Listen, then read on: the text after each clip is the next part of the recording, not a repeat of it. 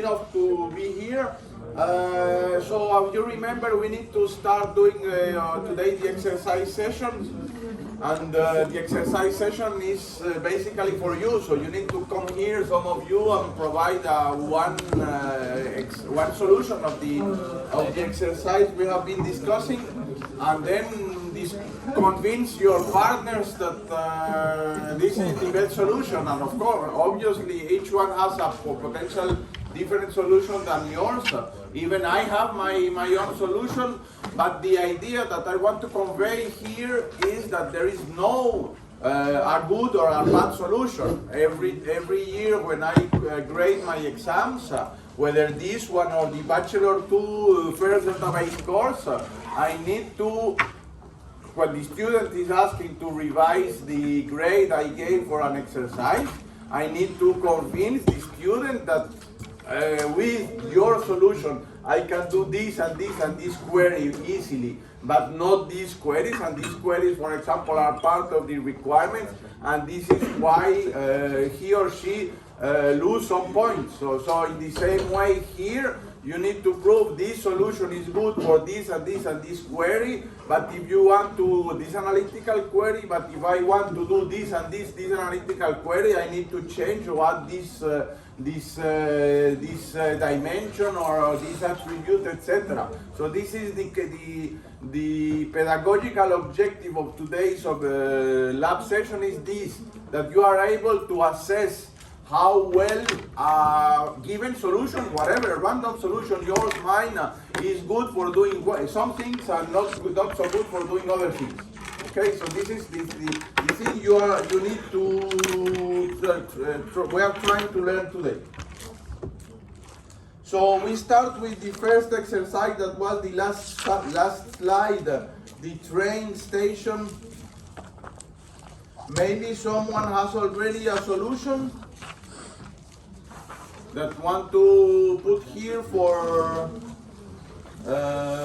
discussion. How do you want it presented? I mean, do you have something that you can write here and then convince your solution? I mean, explain your solution to the others and see whether the other persons has alternative solutions for the same problem and discuss the advantages and disadvantages of both. Someone is volunteer? I have the bones of something, but not a fully formed solution. So if someone else has something. If someone else, I mean, I would like to, not everyone, thank you for being so active, Adam, but I want that the others also participate so they learn. Each time you are here, everyone that is here is learning, so I want that all of us learn during this experience. So any volunteer, or I ask two random numbers, and then out of that I pick one volunteer. Please, can you please come, Vlada?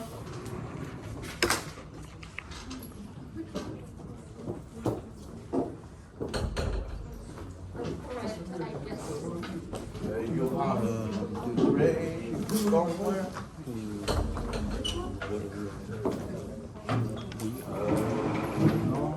Here. No, there's two things going on. This is too little, but otherwise I will come to another room. Is this a thing?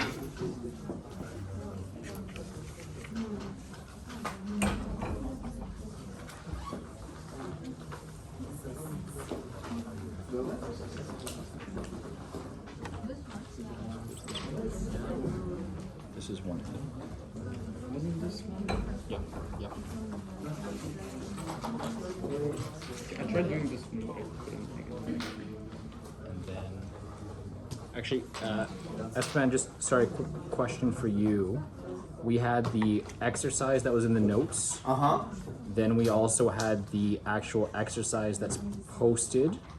With like employees, shippers, suppliers, and then there's also the exercise that you handed out with record label. We will not have time to cover all these, but we cover some representative of all of these in order to next session do something else.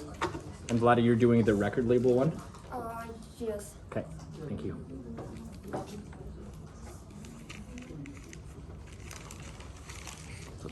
So many.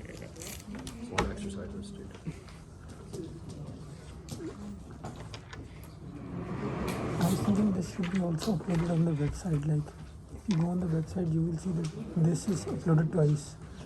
And that Yeah, is I missing. already, We can, I sent him an email about it. okay.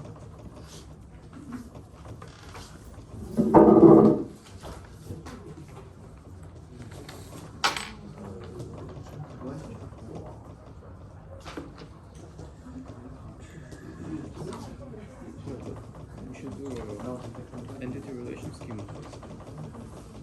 I will. One question that I already I hear some some comments is that there are various ways to present this information. This is like a entity relationship or multi-dim like version. There is the DFM model that we used. I will for me both are the same. The idea is to show some dimensions in some graphical form, but I will show some slides explaining an alternative model later.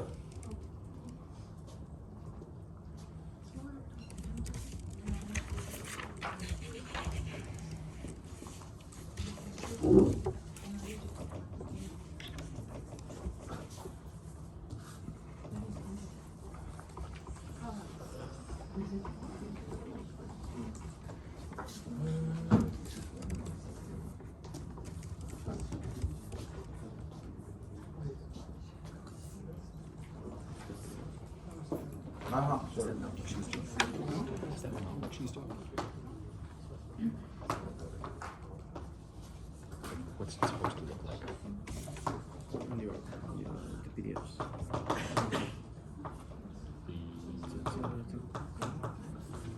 No, this is a concept. Sorry. It's okay. Too much, man. Too much. Yeah, the one with the points. Like this. I tried doing it, but I couldn't. So she's doing it. Yeah. I think that because in the middle you should have the product.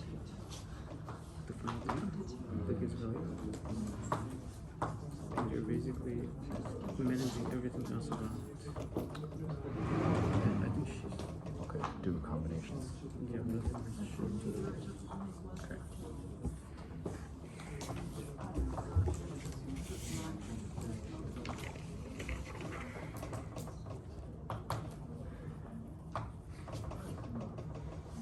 That means that you'd have your like sales would be in the middle. You'd have one table just looking to focus on analyzing the sales. Everything else is I think that yeah, but like it depends, like because I didn't really know what should be in the middle. Okay, it's Do you know what? like I only read the first 3 sentences. okay. Sorry, I'm jumping the gun.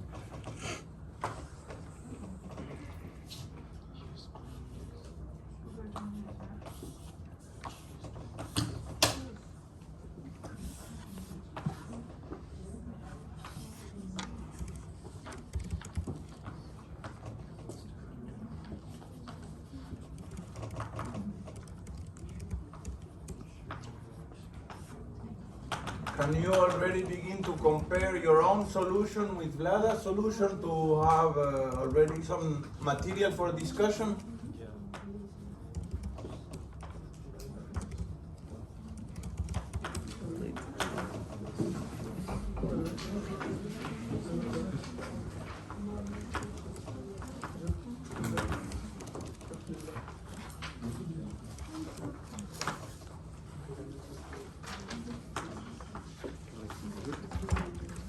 I have additional papers if someone needs. The goal for the six.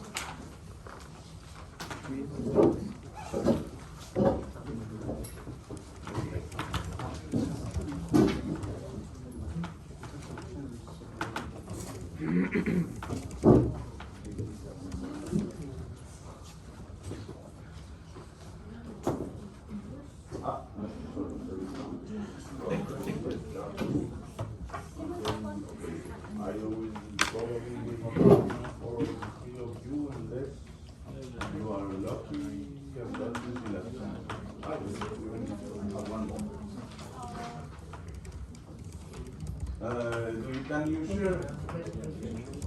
Okay, and then lady first.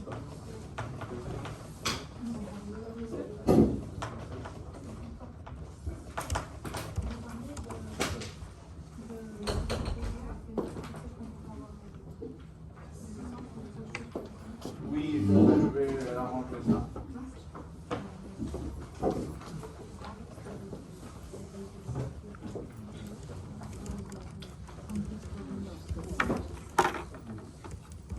Maybe we can hear Vlada explaining her solution.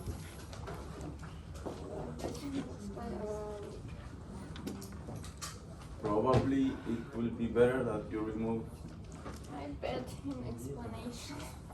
But explain, these are the facts are the boxes, okay? How many facts are you? I have six additional tables, and But which will be the fact?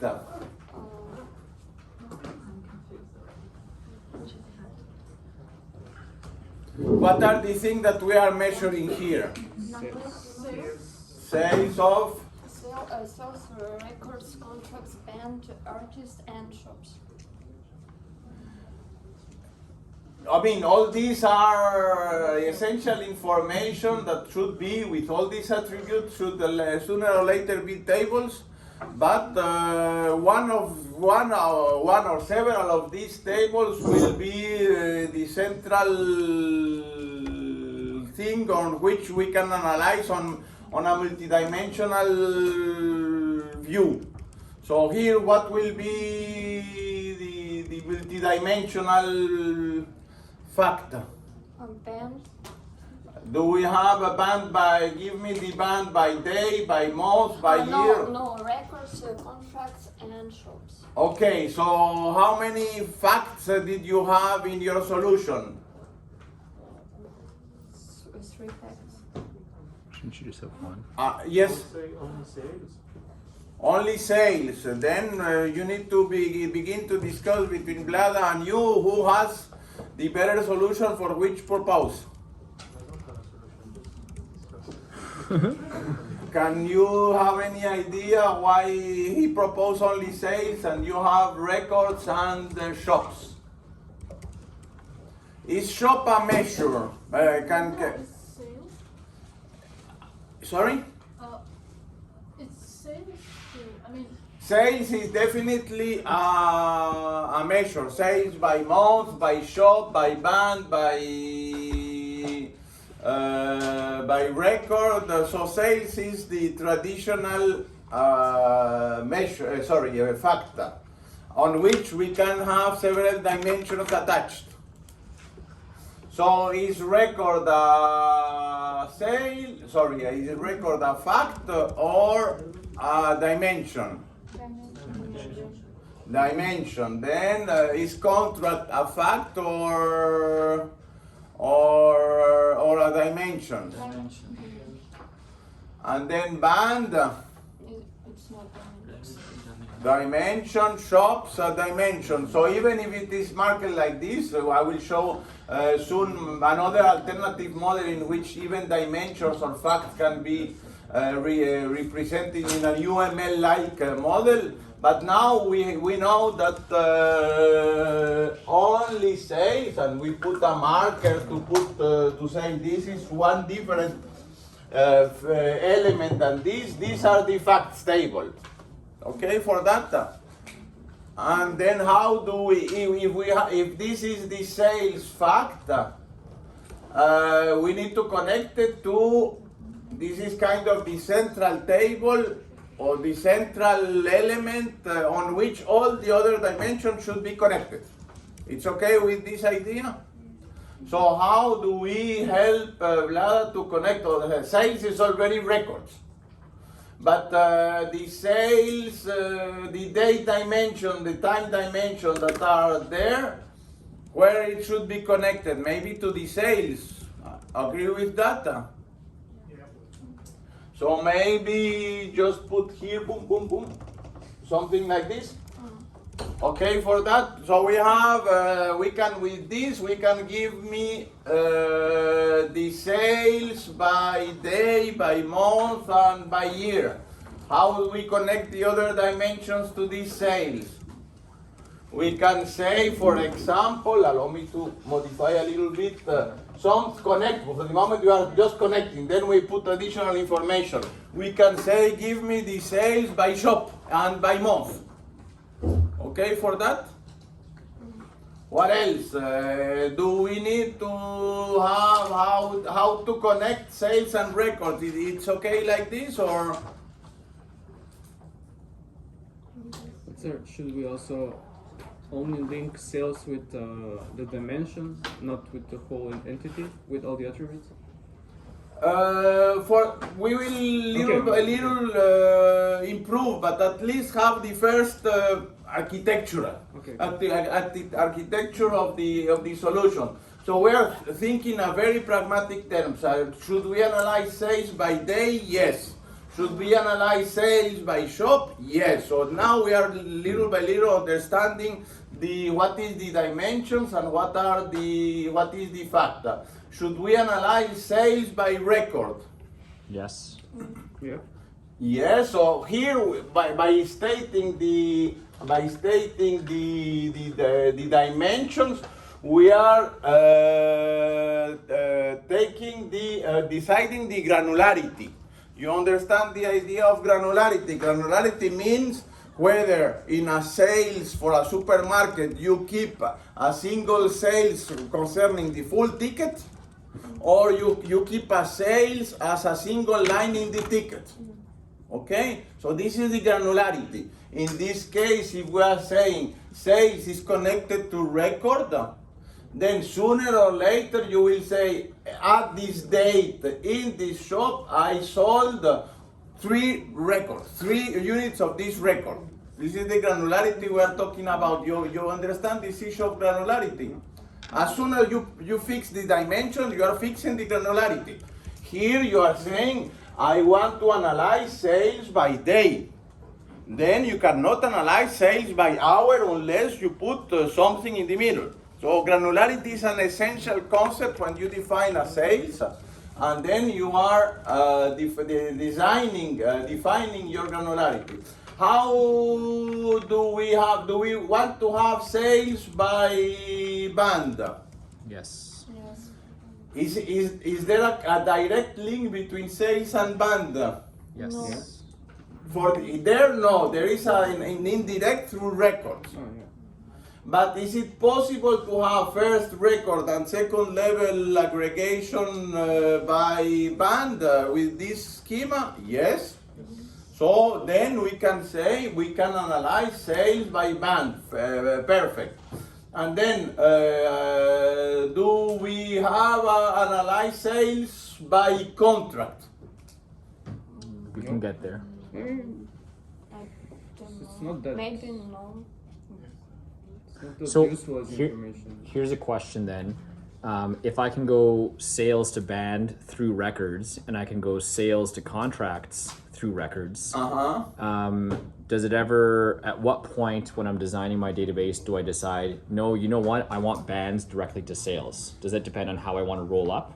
Yes, absolutely. Okay. So, for example, it depends also how many contracts are related to records. Suppose that we have a contract with a band, and then for 5 years, and then you have to produce at least 1 record per year. Okay, for that scenario? Then in that case, we could say, would be interesting to have a sales per record, an analysis of sales per contract or not. In this case, we have a many-to-many relationship between contracts and records. Is it? I mean, it's just one record belongs only to one contract. Yes, but the same contract, let me put it in this way, It's a yes. one-to-many, isn't it? It's a one-to-many. So, many records for the same contract. In this case, by transitivity, you will have an aggregation of sales per contract. Okay? In the case you have a many-to-many, then probably we need to have a direct because you don't know how much of the sales will correspond to which contract. So then in this case, does it make a difference? Like, because you have, you could have multiple records under one contract, but only one contract for multiple records. Would you flip? Would you want to have your sales directly linked to contracts and then your records to contracts? Because you can't roll it up this way, right? Or can you? Indeed, let's see the solutions. We are saying one contract has many records, record 1, record 2, and record 3. This is our current scenario. So if we have sales, then related to contract, and contract has many records. So that would be possible. Another possibility would be sales directly to record, and then record is associated to a single contract. So we have something like this, who formally they are both valid. Which will be more useful, or which will be easier to answer which kind of query? And you have one contract there and 3 records, and then you have a measure here in dollars or in euros. Then how do we get the sales per contract or the sales per record? I mean, sooner or later that will be a SQL query. You understand the issue? Yes? If we may ask the two eventually, two are the same. I mean, if sometimes you want to ask by contract and sometimes you want to ask by record, in the two solutions we have to tackle the two. So you have a referential integrity to go to your idea, referential integrity from sales to contract. And a contract is related to many, again, several, the integrity is in the other way around here. So, as you mentioned, it depends which is more useful, which is more used in practice. But formally, for the two schemas, we can write different SQL queries and have the same answer. Yes? Suppose we have like 5 records, but each record has like a lot of contracts. So the size between the two is significant. Then what would be more useful? Typically, you at each level of the aggregation, you should reduce your cardinality. You remember that here at this level, we can have other, then band, and then musician, and then guitar player, and instrument, etc. You need to somehow, sooner or later, decide that we need to have a materialized view at this level. And of course, this can continue many levels. So sooner or later, we need to put materialized views to pre-aggregate some of these values and have a speed up when using OLAP. Therefore, take into account the cardinality to decide this. So contract band, what is there? Artist. So shops are related to region, of course, and then typically we have a single table, single time hierarchy, but in practical terms, sooner or later we have a single date table. Then probably if there is a single one, then we connect all the time dimensions to the single time table, and we can have EC, I don't know, we can have multiple links for a sales table to a date table. For example, store date, sales date, the delivery date, complaint date, and all these kind of things. but sooner or later you will have a single date dimension, a single date table. Something else that you would like to say to Vlada? Some suggestion to improve her solution? Yeah, Yes. I just have a question. Usually, intuitively, I would put the greatest, the highest item in the hierarchy in front. For example, I would have started by year, then month, and day. But I don't know if there is a convention or. I don't get quit. You mean in the links here? No, it's this start from year, month, and date. Yes, you should go for the single level, because at this level, without any aggregation, you will have your date dimension. We have date ID and the physical date, the calendar date, and then month, year, etc. All the other attributes here. And you have a referential integrity. There was a sales of this record in this shop at this date, and you have a referential integrity at this date level, at the lowest granularity in the dimension. You link your fact table to the lowest granularity of every dimension. You get the idea? And this lower granularity of every combination of the dimensions is the granularity of your factor. Suppose that you don't have shops, but you have districts. This is the lower level. Then you will have district 1, and then you will point sales of this record on this date on this district, geographic district, this amount of euros. Okay? So it should be Dana. I have Yeah. two questions.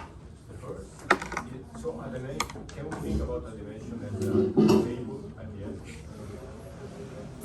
We already it's a possible implementation. So most of you are doing in the project, DPCDS project, tables.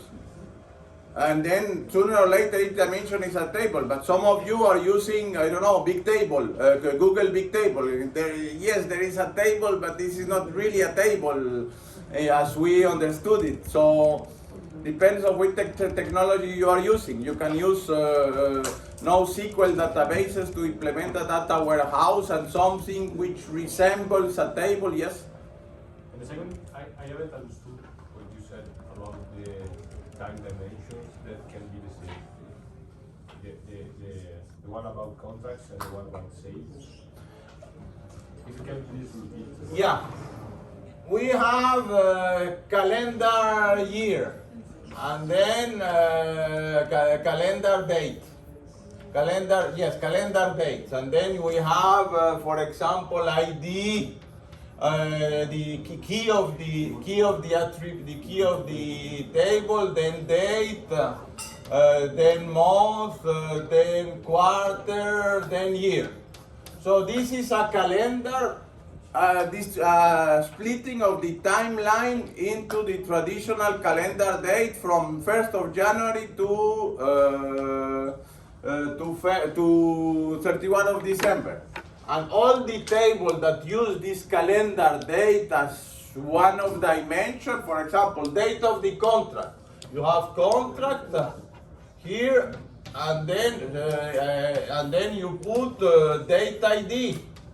By date ID is a referential integrity of this in relational tables. And then sales. Sales, we have sales date. It will be a referential integrity to this. Deliver date, another referential integrity like this. I don't know, complaint date. Again, it will be a referential integrity to that. So we have a single table describing our calendar. A year, and then every time we need to link to this table, it's just a single referential integrity. We can have a fiscal year for our, and the same, this we need to have in parallel a fiscal year hierarchy. One single table, but every account, accounting number, accounting element should be linked not to this ID, but the ID of the fiscal year, fiscal day, fiscal quarter, fiscal month, etc. Yes? And so then for a calendar date table like that, would we only have the dates that actually appeared in our data, or would you have every single day of the year? Good question. Typically, all these times are materialized. You are not typesetting all the days. Typically, you decide I will keep 10 years in the past and 10 years in the future, and then you ask SQL Server to generate this calendar fiscal date or calendar date tables. But then what's actually under the hood? Is it just pulling from my database and generating? No, it's just from even the dates at which you are not having any sales. Okay. Any other question to Vlada? Yes. Should we keep city, region, country directly with the sales? Say it again. The region, the locations directly connected with the sales, or it should be with the shops? Yeah. City, region, country. If suppose that you have a sales representative, suppose, which is not the case here, but suppose that you have an employee here, an employee that signed the contract. Let's put it in this way. This employee can be located also to a city, and you have the same geographic tables. Hierarchies related to multiple dimensions. Does this answer your question? So it should be shop, city, country, and region, right? Yes, but typically we put this outside in another table, not linked to shops, because probably we would like to analyze not only shops, but employees or clients or warehouses. It should be separate dimension with the sales connected. It's not fully a dimension, but it is a shared dimension. Some parts of the dimension is shared by several tables. Some tables of the dimension are shared by several dimensions. Yes? Sorry, just on that point, if you wanted to see your sales by city, don't you just roll up all the shops in one city and you see all the sales? Yeah. Like, is that what you were looking for? Yeah, to roll up? I just want to check the records based on the city. I don't want shops. Yeah, but this is a roll-up, but I'm just generalizing the solution that's saying if typically we want to analyze, put in maps, are we selling bands more than in the West Coast bands or East Coast bands? Mm-hmm. Typical question. Then you need to band to a geographic dimension which is shared with the shops. Or are the shops are the sales, there is a correlation between the sales of the shop and the location of the band. Okay. So you get the idea. Then we need to have a shared dimension geography for both the band and the shops. So you'd only do it if there's a shared, same as our date. Yes. It's shared among others. We have one that's outside as a table. But if cities is only specific to the shops and not the record label location, then you can maintain it as something that gets rolled up. But remember what I said at the beginning, the first, maybe you can sit down if you want, because basically we have covered your solution. Thank you, Vlada, for your solution. May you please be aware that when you start a data warehouse project, typically if you work well, you will have a success, and then the manager will be very happy, and then the next manager will ask us a similar solution of the same manager will ask to improve your solution for another analysis requirements. And then suppose that you put shops. So you embed the geography into the shops. Even if you start with this solution, we have a nice display, then the manager will limit, I would like to have a correlation between the shops and so you need to think ahead. and then already have a small generalization of the solution that will work with additional questions that are realistic, and even if they are not the current set of requirements. So when you are producing software, many of you have the same question: how much to generalize a solution? How much do you have a super solution which is generic, and you can add many new requirements that are not yet there? This is a cost in time, but maybe you will never use this generalization, so you waste your time in having a super fancy solution that basically never will be used. So you need to have a balance between the generalization that you could have, realistic generalization of your solution at not very big cost. So putting already a table for the geography doesn't cost much, but already is ready for the next question that the manager will able to ask you, and then you will analyze by geography other parameters that currently the manager does not thought about, but as soon as he will see a map, then I will immediately ask a new question about the geography. Okay, this idea. So try to balance, to cover this requirement that you are having, and if you have with little effort to have a more generic solution, please do it, because that will be the next question of your manager. Okay, for this? Thank you for this discussion. So who wants to have a try for the next? Yes. I just have some more questions. Here we have some like attributes. I am looking at this here, like it's looking like entity relationship model. Then, Sami, allow me to interrupt this session, and I will show you another model completely different than the one that we have that I showed the last time, which is the one we use in the book. It's not saying that this one is better than the other. It's just in the same way that you have UML and you have entity relationship, and then there is a religious fight whether you should use UML diagrams or entity relationship. It's like, I don't know, there is no point in going these fights. The idea is that we need at least to be able to, a manager, which is not a technician, is able to understand what is an attribute, what is a dimension, what is a fact.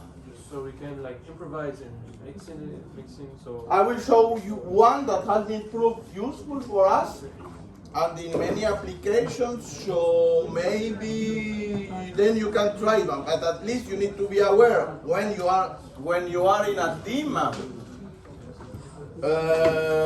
you need to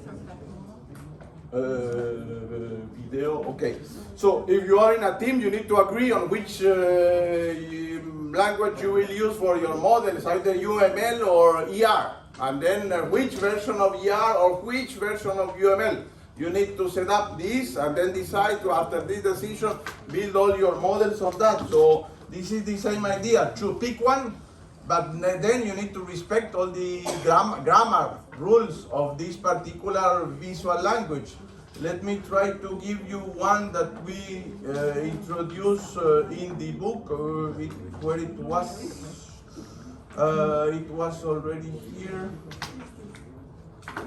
Yes, so this is the one we used in the book. It's called multidimension. It's a conceptual model for data warehouses. We know UML, we know entity relationships model, which are conceptual, meaning not technical, to be able to discuss with the manager, financial manager or human resource manager.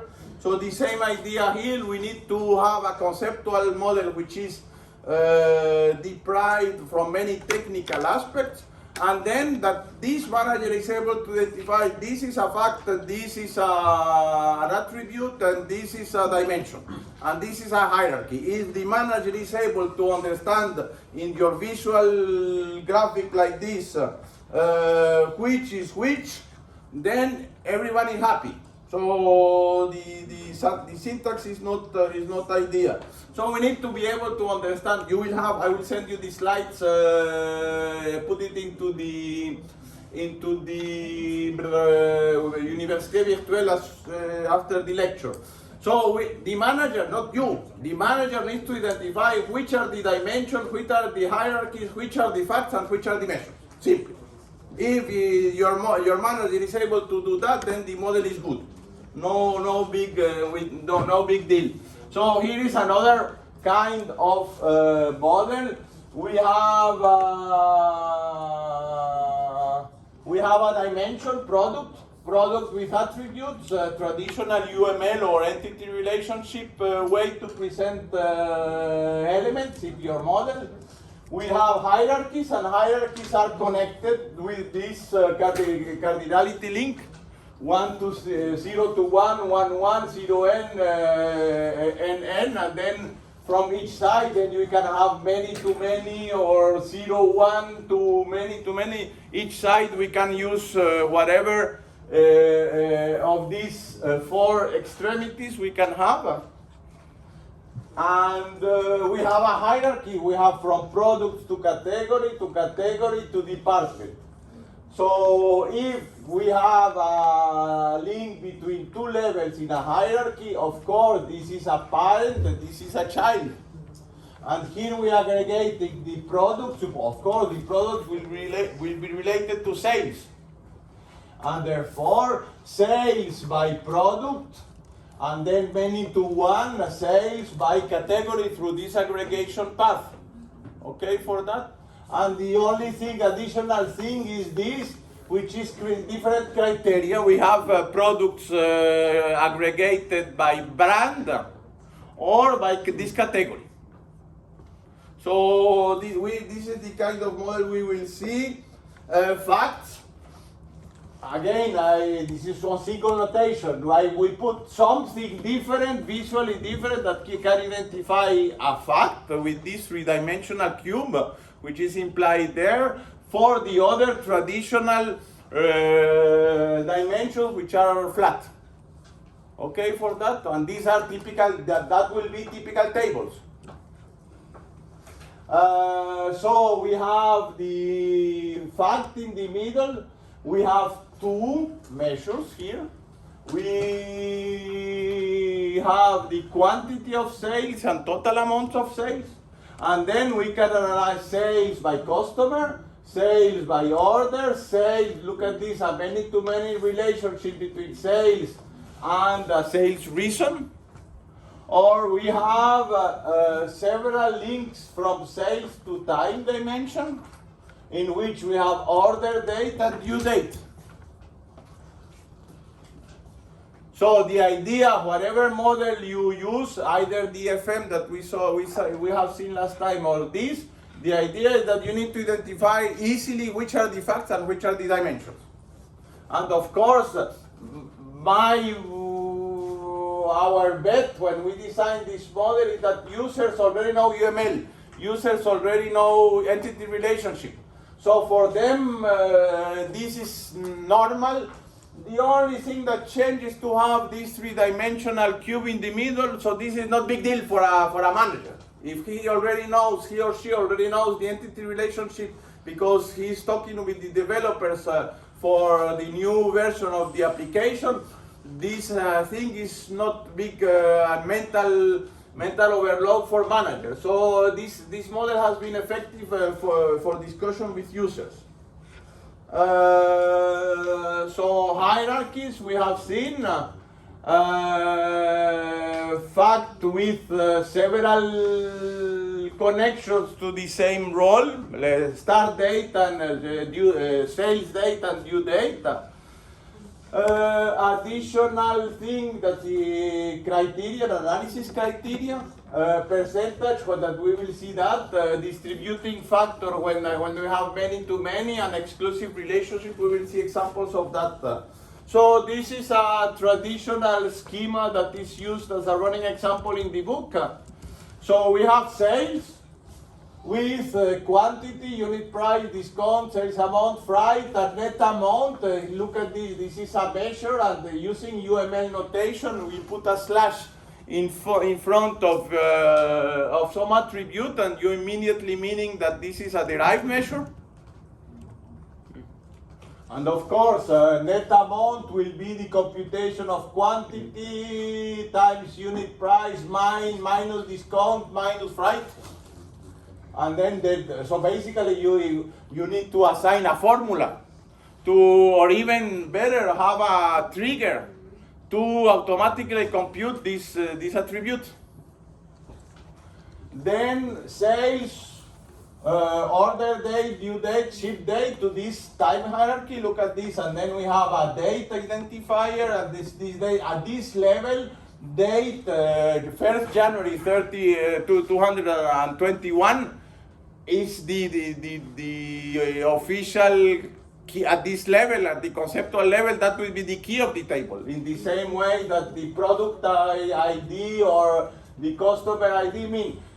After you will probably put a surrogate key, an identifier generated by the database, 1, 2, 3, 4, 5, 6, to do not manage all the problem of calendars.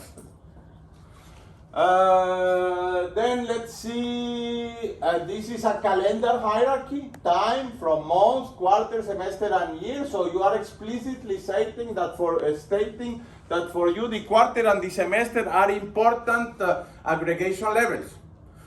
Some application would like to, you say, I don't need semester, then you remove it, or I don't need quarter, but I need semester. So you are explicitly stating into the database and the data warehouse which aggregation levels are important for your application. For the moment, this is conceptual. As you will see, when we translate this model into a relational data warehouse, there will be a single table for the date dimension. But at this level, for the manager, he doesn't need to understand whether it will be one or several tables for each of the dimensions. This is an optimization issue. Yes, Felipe? So basically, in this schema, we use sales as a fact. Like it's our central, let's say, table from which we can go to any other one. Is this like a property of the data warehouses that we're doing now? I mean, because like we can basically use the similar model that we're using now, the multi-dim, in relational databases. We will understand the same picture, but the only difference would be that in data warehouses we have a fact. In data warehouses, one of these tables is, you are saying, is important. Yes. One or several. You can have several fact tables in the same application. Okay. In addition, we are already deciding which are the dimensions. So this concept of dimension is not in the relational modeling, not in UML. So this new concept, fact dimension, measures, and hierarchies, is something that you need to be able to see in your multidimensional model, whether DFM or this. But basically you are saying, I want to look at this, aggregate both supplier and customer by geography. So it's already pre-computed, the aggregation paths are already predefined in your data warehouse. And this is where the data warehouse will try to put, I don't know, materialized view somewhere in this schema when you have millions of rows in this table. Okay. So there are at least one fact, but there can be many. So let's continue. Sales, one dimension is product. That product can be categorized, aggregated through this criterion, two categories.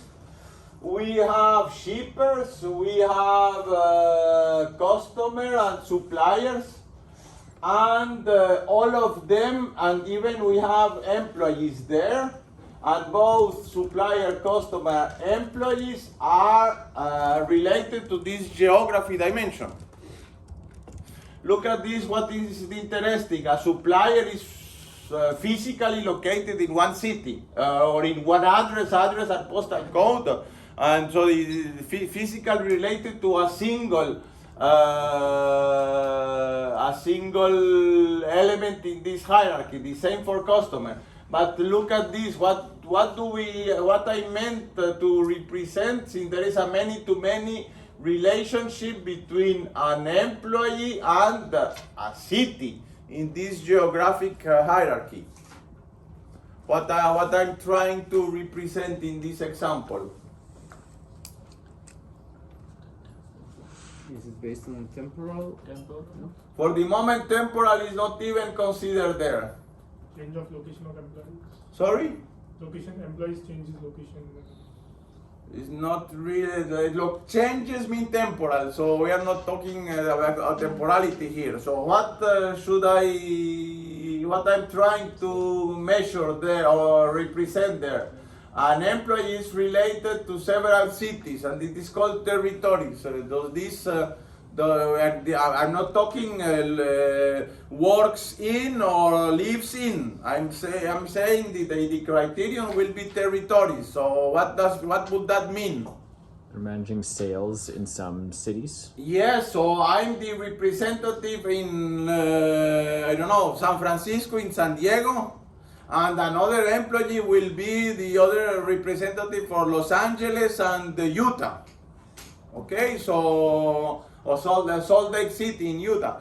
So I'm saying an employee is the representative of one city, and then we can, for example, with this schema, analyze sales by customers and then verify whether the supplier is near to the customer or not. So that will allow me to talk about cost, the shipping cost, or even the effectiveness of the employees, how much an employee brings sales according to the city he or she is located, or independently of that, with the location of the customers or the location of the suppliers. You get the idea. The same geographic dimension is referenced in 3 different dimensions.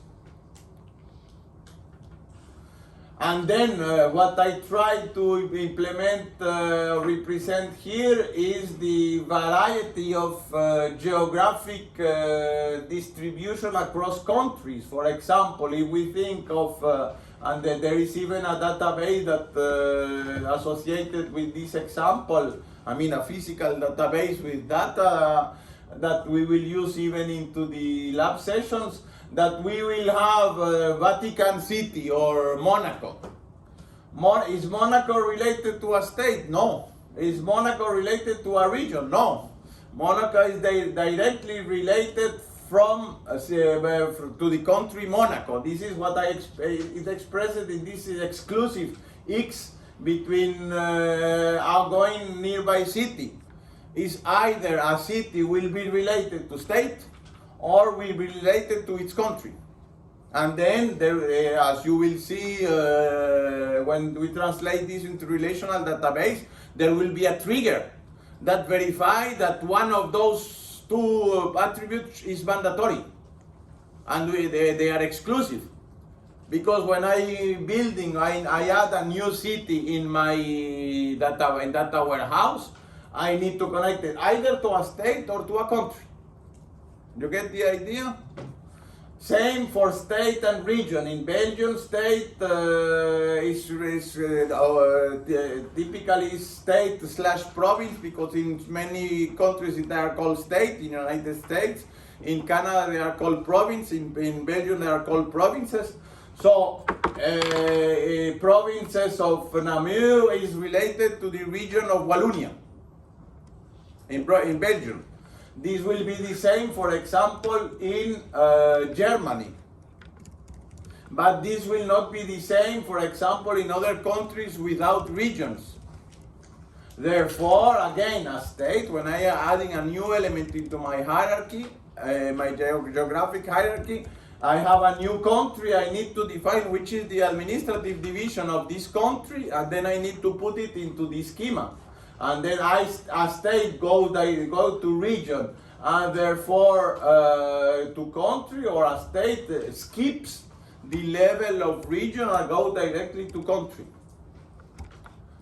So again, choose whatever model you have, but the important fact is your manager, not you, is able to understand which are the facts, which are the dimensions, and which are the pre-computed aggregation path that this data warehouse is able to already pre-compute. So, and then there is a traditional problem even in SQL Server that we'll see how this sales is related to an order.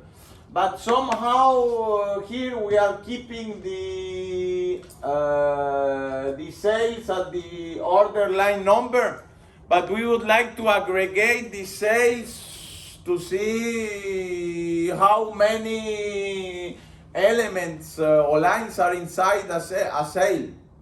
So if we want to do that, the tools are very bad for doing this kind of thing. There is a trick, for example, in SQL Server that you need to put these two in a specific kind of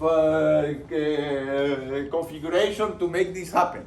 But the idea is that we are grouping sales into orders. Sales lines into orders. So let's see typical example. The traditional simple hierarchies are balanced. Since using products or categories, you have beverage, and then you have some of them seafood, and some of them. At the beginning, at the top level, you have all, and each element of a dimension has an all member. That means simply that then you are aggregating through independently of any category. So you are removing in your query one dimension from your cube. Okay? So this is the more traditional case. Then we have unbalanced hierarchies. When, for example, we have ATMs, the physical machinery where you get the money. But some of them are related to agencies, but some agencies do not have ATM at the outdoor of the agency. You get the idea? So if I need to put a banking data warehouse, you get the idea. Some banks have branches, some branches have agencies, and this level is not necessarily mandatory, and this level is not necessary. The second level is also optional, and then in that case we have unbalanced hierarchies with respect to this one, that there is always the same length from the all to any element in the lower level. You get the idea? Now we have recursive hierarchies. The traditional employee dimension with a supervision. And again, the tools are very bad for doing this kind of recursively. Give me the sales of an employee plus all its supervisors. As I mentioned, I spent last November trying to do this kind of queries with DAX.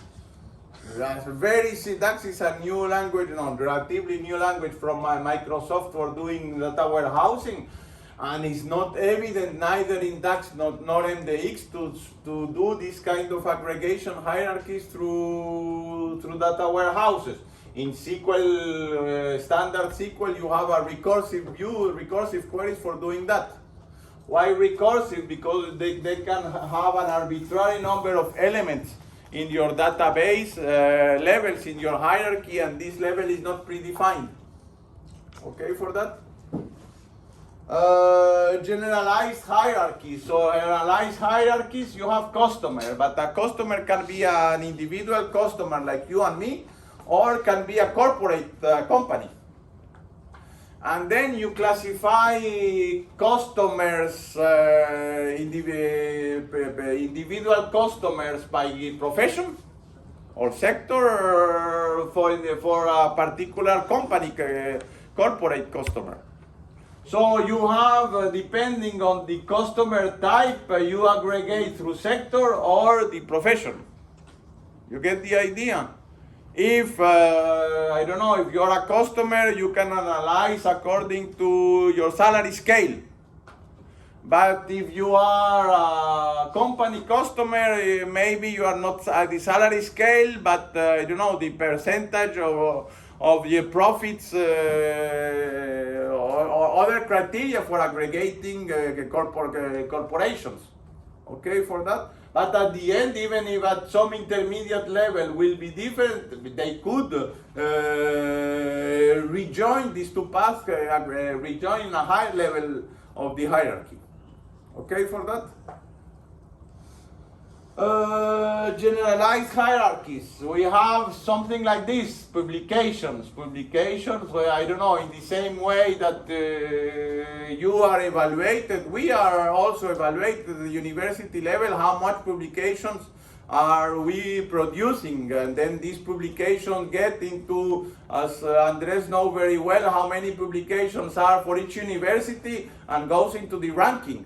And if you publish in a nice, very reputed, very high, top high quality journal or conference, you get bigger points than if you publish the same article in a less prestigious conference. So this is important. For example, in our research department, we need to explicitly state how many publications, and all these aggregations go to Andres at our house when he was working in Honduras or in Costa Rica. In Honduras. So my publications are in Andres at our house in Honduras. So we need to publication by journal, how many journals publication, how many books, how many proceedings, how many conferences. And then, for example, there is a ranking, international ranking of journals, international ranking of proceedings.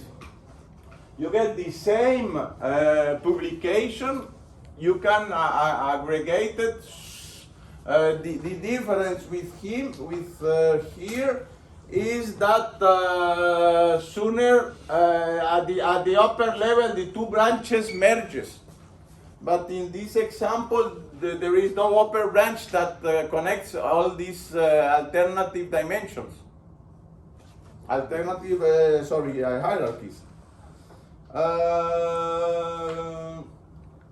And then with this one we already discussed, the geographic dimension, which is always complex. That you can skip intermediate levels. And then this is how it happens. For example, state of Liège goes to Wallonia. From Munich city, state Bayern, but there is no intermediate region level in Germany. Or Vatican goes directly to Vatican. Alternative hierarchies. This is the example I did here. In this data warehouse, I decide that my fiscal years always start on the first of the month, which is not necessarily the case. It's already simplification.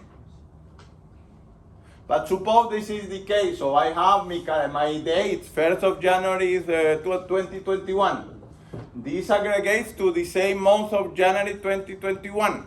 And then I have two alternative, I can analyze this by fiscal year or calendar year. Calendar quarter, calendar semester, etc. And then we have, 1st of January here.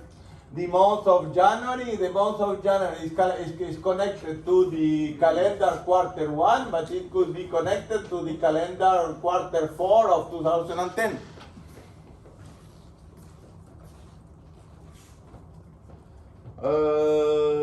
And then there are some, how do we decide which is a generalized and which is alternative? When you have already these two paths, basically generalized, you can, it's an and between the two. Whether alternative, it's an exclusive or between the two. You cannot get a figure for calendar quarter and aggregate it to fiscal year, because that will not work. In order you have aggregation by profession or by sector, you can add it to the branch. So again, yes, parallel hierarchy. This is where the two criteria are important. The same dimension product. You can aggregate it by the traditional category and department. But you can say you have, I don't know, among your 1,000 products, you are only taking 3 or 4 distributors. And so the same product belongs to that hierarchy, to category, department, and the same product will be, through another criteria, generalized other way. Parallel hierarchy is the same. Store. You can have different organization of the same territory. As I mentioned yesterday, last time, we have Belgium, something like this. And then we have the, I don't know, the official administrative distribution of Belgium. And then you say, I split my sales district because this I decided to do it like this in 4 squares. And you can do. And then the same province will be in this, the same city here will be in the Antwerpen province, but in my district 1, district 2, district 3, and district 4. You get the idea? Therefore, you have 2 alternative ways to divide your aggregation for stores. The same for employees. An employee can live in one city and a state, but he is assigned to a territory which is different from the location from where she lives. And even you can have the same employee lives city-state and employee works city-state. And then you can have an aggregation, an analysis. If you want to limit the commuting time of your employees, you will need to have where it lives and where he or she is working. And then according to that, provide, I don't know, a bus services or whatever to improve commuting for employees. So in the same geographic hierarchy, we have 2 criteria. Employee lives in and employee works in, and then you have aggregations. Professor, what's the difference between these parallel and the other one, alternative? The idea is that the same, here you can have the same employee going to the 2 paths. And then the 2 paths can merge later on. And then the aggregation, I mean, you need to take care of double counting, but there is meaningful possible to aggregate values from aggregated values from the 2 paths. If you are doing, sorry, the other way around. If you have sales by quarter here and sales by quarter here, you cannot mix it. Okay, for that, because it's alternative, because you cannot mix it. You are saying these are different paths that I cannot mix. So maybe we can stop here, but you get the idea. All this is just you really need to understand how you aggregate your data and get into all these details, how calendar, are they parallel or not, can we combine partial aggregation at one level with partial aggregation to another level. These are the important elements that you need to understand when you build your data warehouse. Because these are the essential things that group by, sooner or later the group by clauses will be in the SQL queries. So maybe we can have a small break and then we continue. Yeah. Yeah. You mentioned that when we show, like the most important thing is that when we show our manager the diagram, that he knows what it is. So you mentioned like mix of the fact the dimensions and the frequent aspects. What did you mean by that? I mean, those disaggregate designers, that he is able to say, I need a fiscal calendar, I need